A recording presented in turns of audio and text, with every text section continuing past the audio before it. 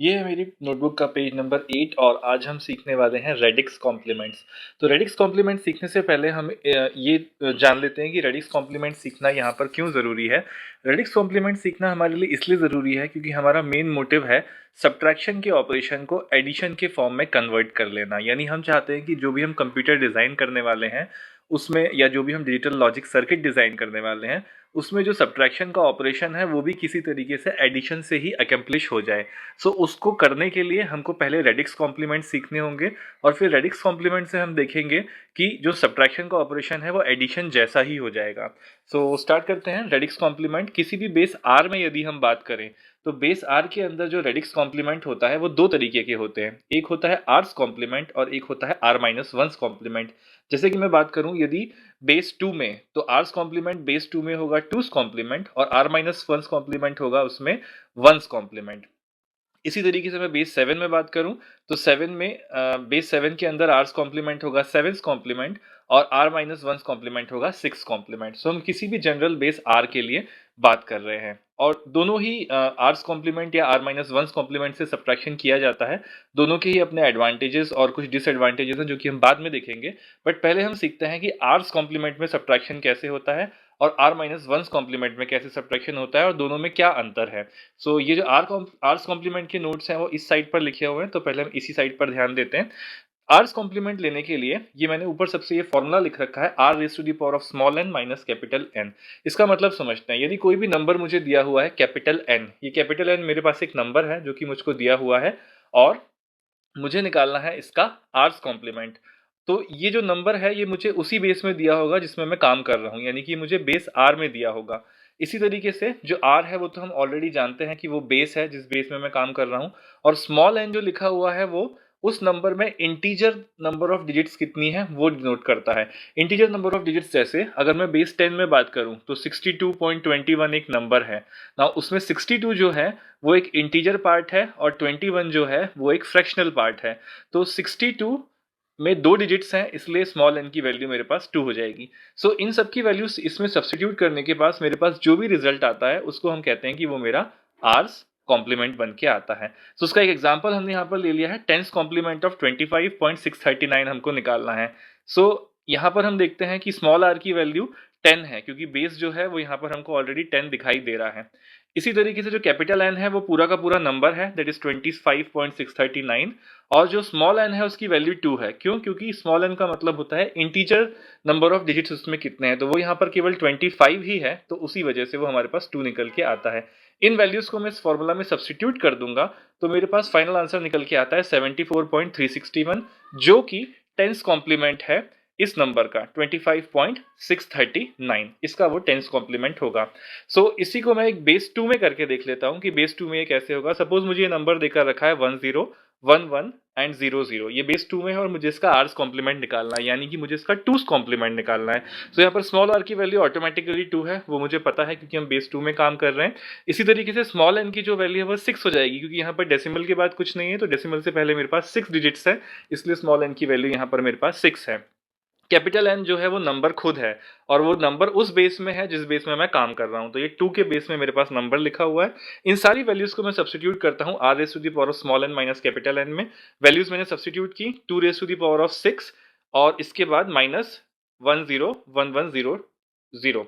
सो अभी हम यहाँ पर देखते हैं कि हमारे पास जो नंबर्स लिखे हुए हैं इस इक्वेशन के अंदर 2 raise to the power of 6 तो डेफिनेटली मुझे 10 के बेस में रिजल्ट देगा, बट ये जो नंबर है ये बाइनरी में लिखा हुआ है। तो मेरे पास दो तरीके हैं, क्योंकि इस इक्वेशन में इस इक्वेशन में या इस सब्ट्रैक्शन में मेरे पास एक नंबर जो लिखा हुआ है वो 10 के बेस में है और दूसरा नंबर 2 के बेस में है, तो मुझे उनको दोनों को सेम बेस में कन्वर्ट करना पड़ेगा। तो पहला ऑप्शन मेरे पास है कि 2 to the power of 6 already 10 के बेस में लिखा हुआ है, मैं इस बाद वाले नंबर को 10 के बेस में कन्वर्ट कर लूँ। दूसरा ऑप्शन मेरे पास है कि मैं उल्टा काम कर लूँ, यानी कि 2 की पावर 6 को मैं कन्वर्ट कर लूँ बेस 2 में और ये ऑलरेडी बेस 2 में लिखा हुआ है बाद वाला नंबर। सो हम दूसरा वाला काम करते हैं क्योंकि हमको जो रिजल्ट चाहिए वो बेस 2 में ही चाहिए। तो दूसरा वाला काम किया, 2 की पावर 6 को यदि मैं कन्वर्ट करता हूँ बेस 2 में तो मेरे पास ये नंबर निकल के आता है विच इज 1 और 1 के बाद 6 0। तो ये मेरे पास वो नंबर निकल के आया और ओरिजिनल जो बाइनरी नंबर था वो ये नंबर था। सो ये मेरे पास फाइनल रिजल्ट निकल के आ जाता है। तो इसको मैं बोलूंगा कि ये टूस कॉम्प्लीमेंट है इस नंबर का इन बेस 2। अब हम देखते हैं कि वंस कॉम्प्लीमेंट क्या होता है, उसकी सारी की सारी मैथमेटिक्स इस साइड पर लिखी हुई है और वंस कॉम्प्लीमेंट टूस कॉम्प्लीमेंट से कैसे डिफरेंट है। सो यहाँ पर भी फॉर्मूला जो है वो लगभग सेम है। जैसे यहाँ पर फॉर्मूला था r s to the power of n minus capital N, so यहाँ पर भी r s to the power of n minus capital N तो है ही, उसके साथ ये एक टर्म और इंक्लूड हो जाती है, that is r raise to the power of minus of m. Now इसका मतलब समझते हैं कि ये क्या है।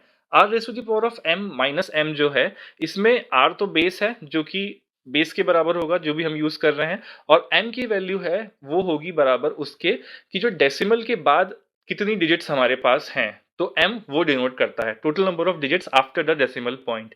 सो फॉर्मूला हमको समझ में आ गया है, वो इसके सिमिलर है, बस जो आर्ट्स कॉम्प्लीमेंट है उसमें डेसिमल के बाद वाली डिजिट्स का कोई मतलब नहीं था। ऑल्दो वो नंबर एन में यूज होती थी, कैपिटल एन में यूज होती थी, लेकिन उनको हम बाद वाली डेसिमल की डिजिट्स को काउंट नहीं करते थे। यहाँ पर बस डिफरेंस ये है कि हमको उसमें वो काउंट करना होगा। सो एक एग्जांपल लेके देखते हैं। जैसे कि सेम नंबर का ये जो 25.639 था, यहाँ पर भी मैंने सेम नंबर ले रखा है और मुझे फाइंड आउट करना है अब इसका r माइनस वन कॉम्प्लीमेंट, क्योंकि बेस 10 है यहाँ पर, तो मुझे पता है कि मुझे इसका r माइनस वन यानी कि 10 माइनस वन यानी कि नाइन्थ कॉम्प्लीमेंट निकालना होगा। तो नाइन्थ कॉम्प्लीमेंट निकालने के लिए मेरे पास r की वैल्यू 10 है जो कि मैं ऑलरेडी देख चुका हूँ, n की वैल्यू 2 है क्योंकि यहाँ पर दो डेसिमल डिजिट्स, डेसिमल से पहले दो डिजिट्स हैं, और कैपिटल स्मॉल m की वैल्यू 3 होगी क्योंकि डेसिमल के बाद यहाँ पर 3 डिजिट्स हैं, that is 0.639। So in values को अगर मैं इस फॉर्मूले में सब्स्टिट्यूट करता हूं तो मेरे पास ये रिजल्ट निकल के आता है, और इसका फाइनल कैलकुलेशन करने के बाद आई गेट 74.360। सो ये रिजल्ट मेरे पास आया है इन आर माइनस वंस कॉम्प्लीमेंट या बेस 10 के लिए नाइन्थ कॉम्प्लीमेंट में। तो जरा हम कंपेयर करते हैं आर्स कॉम्प्लीमेंट और इसके रिजल्ट को। ये दोनों रिजल्ट सेम है, बस जो आखिरी पोजीशन है, दैट इज जो यहाँ पर 1 लिखा हुआ है वो यहाँ पर 0 है। मींस जो आर माइनस वंस कॉम्प्लीमेंट है वो एक कम है आर्स कॉम्प्लीमेंट से।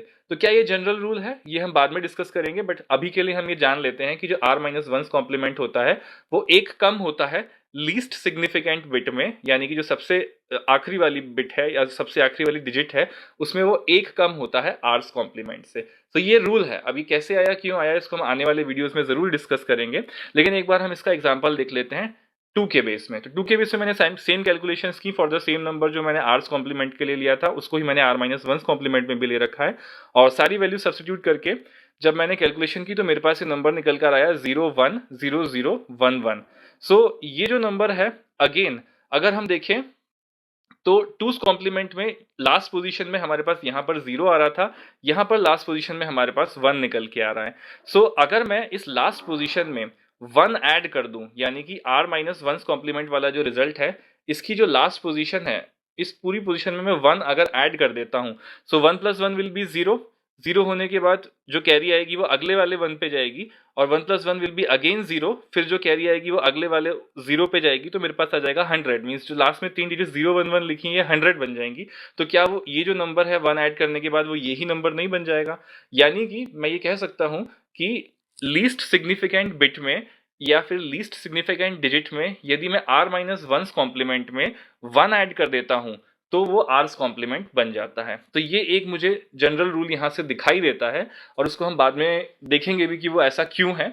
बट अभी के लिए इस वीडियो में हमने ये सीखा है कि रेडिक्स कॉम्प्लीमेंट कैसे निकालते हैं किसी बेस के लिए। वो दो तरीके के होते हैं, r's complement and r minus one's complement. और दूसरी बात, जो आर माइनस वंस कॉम्प्लीमेंट निकल के आता है वो आर्स कॉम्प्लीमेंट से लीस्ट सिग्निफिकेंट डिजिट में एक कम होता है। सो इतना हमने इस वीडियो में सीखा, बाकी की बातें हम बाद के वीडियोस में देखेंगे।